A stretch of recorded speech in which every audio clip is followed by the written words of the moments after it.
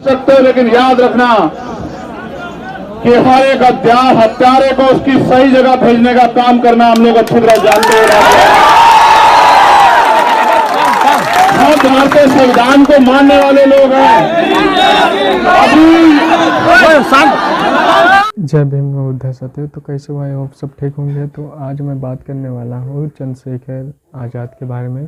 तो गोरखपुर में डंदौली गांव में चंद्रशेखर का काफिला कैसा रहा है एवं इनकी जब भी रैली होती है तो इतना आदमी एकता बनाकर क्यों आता है, एक संघ क्यों इनके पीछे इतना आदमी रहता है, तो बात करेंगे इसके बारे में। तो बने जब हम इस देश में, इस प्रदेश में जो टैक्स हम लोगों पे लगता है वो सारा टैक्स पे कर रहे हैं, तो फिर हमारी हत्याएं क्यों, फिर हमारी बच्चियों के साथ रेप और तमाम तरह का अपमान का सामना हमें क्यों।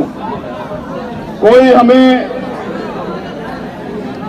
हमारे सर पे पेशाब कर देता है, कोई मूछें रखने पे हमारी हत्या कर देता है, कोई मटकी छूने पे हमारी हत्या कर देता है, कोई घोड़ी पे चढ़ने पे हमें बारात रोक के हमें अपमानित करता है, कोई अच्छे कपड़े पहनने पे हमारे साथ मारपीट करता है। तो ऐसा क्या हुआ इस देश में कि इस देश की इतनी बड़ी आबादी को जानवरों जैसा जीवन जीने के लिए मजबूर किया जा रहा है। उसका एकमात्र कारण मुझे नजर आता है कि बाबा साहब अम्बेडकर के संविधान की वजह से जो अधिकार मिले हैं और हम लोग जो स्वाभिमान सम्मान का जीवन जीना चाहते हैं, ये कुछ सामंती लोगों को पसंद नहीं आ रहा और वो ये सोचते हैं कि हम अगर हमारे साथ अन्याय किया जाए तो हम आवाज ना उठाए। वो दिन चले गए।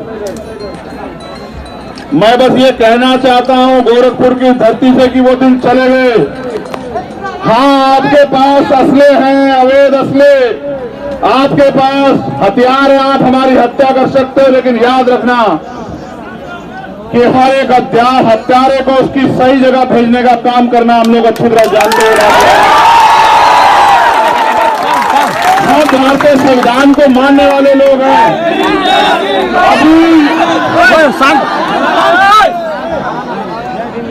अभी हमारे पास वो ताकत नहीं, राजनीतिक ताकत, जिस ताकत के बल पे ऐसे गार लोगों को हम लोग सभा से सबक सिखा सकते, लेकिन अभी हमारे पास हमारे संविधान के द्वारा दिए गए अधिकारों की ताकत है और उस अधिकार को दिलाने के लिए किसी सरकार की जरूरत नहीं है।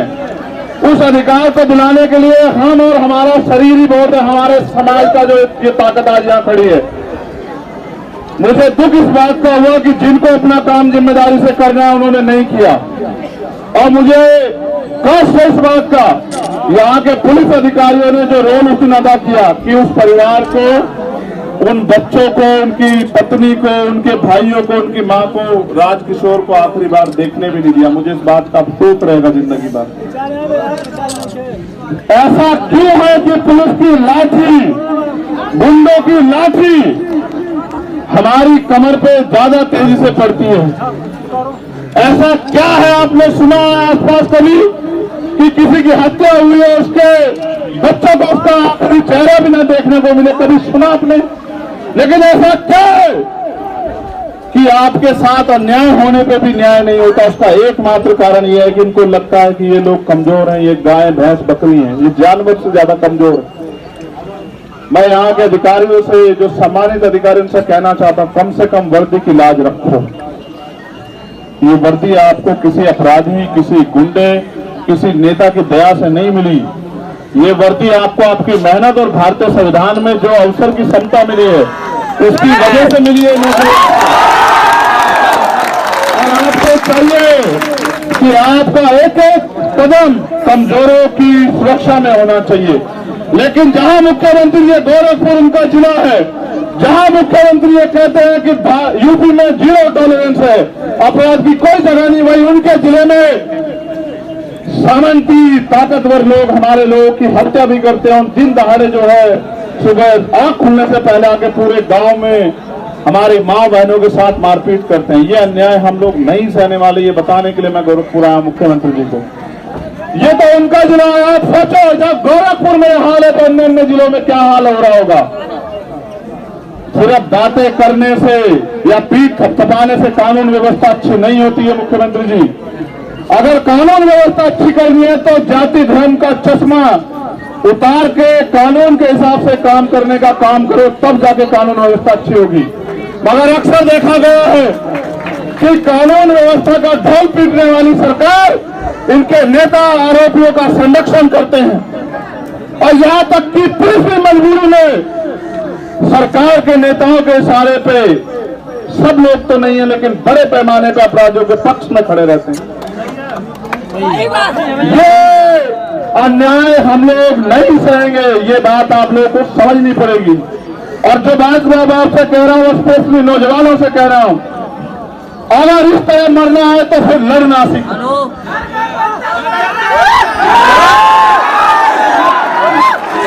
अगर हमें हमारी माँ भी 9 महीने वो दर्द सह के पैदा करती है, हमें जो दूसरों की माँ दर्द सह के करती है उतनी तकलीफ उठाती है हमारी माँ भी। हमारी हत्या का अधिकार किसी को नहीं है। अगर हमें हत्या ही हमारे नसीब में लिख दी गई है तो हमारे लोगों को इसके खिलाफ लड़ना भी आना चाहिए। क्यों मरो? क्या तुम्हारे शरीर में जोर नहीं, अपनी रक्षा नहीं कर सकते हो तुम लोग? किनके भरोसे? क्या फर्क है जवान में वर्दी के अलावा तुम में और जवान में क्या फर्क है बताओ? तुम भी तो समाज के सिपाही हो, अपनी रक्षा स्वयं करो। और मैं मुख्यमंत्री से कहना चाहता हूं, मीडिया के लोग भी आए, अगर वास्तविकता में आप न्याय करना चाहते हो, नहीं चाहते कि दलितों के साथ, कमजोरों के साथ, पिछड़ों के साथ अन्याय हो, तो आप ये लाइसेंस हमारे लोगों को भी देने का काम करो। हम अपनी रक्षा स्वयं करेंगे। आप लाइसेंस की जो आवश्यकता उसको है जिसको खतरा है। खतरा सामंतियों को नहीं है, खतरा सरकार के लोगों को नहीं है, खतरा यहाँ इस प्रदेश में और देश में मेरे लोगों को है। उनकी हत्याएं हो रही हैं, हम अपनी बच्चों को चाहे हाथों से हम अपने हाथों में उनकी लाश को उठाते, हमें खतरा है। उनको छोड़ो, जब मेरे ऊपर गोली चलती है तो इनको बेचारे, इनकी क्या जिंदगी बची उत्तर प्रदेश में। लेकिन याद रखना, ये अन्याय हमें तोड़ नहीं सकता, ये अन्याय हमें डरा नहीं सकता। अपने ऊपर होने वाले के अन्याय का जवाब हम लोग आने वाले समय में देंगे, ये बात आप याद रखना। मेरे कमजोर लोगों, मेरे कमजोर लोगों से अच्छा है एक दूसरे के हाथ पकड़ के एक दूसरे की ताकत बनो, ढाल बनो, एक दूसरे का संरक्षण करो, रक्षा करो। तुम्हारी संख्या इतनी है कि दुश्मन की गोलियां कम पड़ जाएंगी। मैं आपसे कहना चाहता हूं, आंखों का पानी सूख गया, इतनी बार तकलीफ होती है। जितनी ताकत से आप यहाँ आए, मेरे आने पे हर अन्याय के खिलाफ इतनी ताकत से जाओ कि हर ताकतवर को, सावंती को, हर अन्याय अत्याचारी को पता लग जाए कि तेरे दिन अब ज्यादा नहीं है उत्तर प्रदेश में। और मैं प्रशासन के लोगों से कहना चाहता हूं, जो मांगे हमने रखी हैं परिवार के लिए और उन लोगों के लिए जो घायल हैं, अगर उन मांगों को 15 दिन में पूरा नहीं किया गया, 15 दिन उनके, 16वां दिन हमारा, मैं वचन देके कहता हूं अपने परिवार को। बता दूं कि चंद्रशेखर ऐसे ही महान व्यक्ति हैं क्योंकि उनके बारे में ज़्यादा से ज़्यादा लोग पकड़ रहे हैं, तो दलितों को सपोर्ट करते हैं एंड गरीबों की मदद करते हैं। जय भीम, नमो बुद्धाय।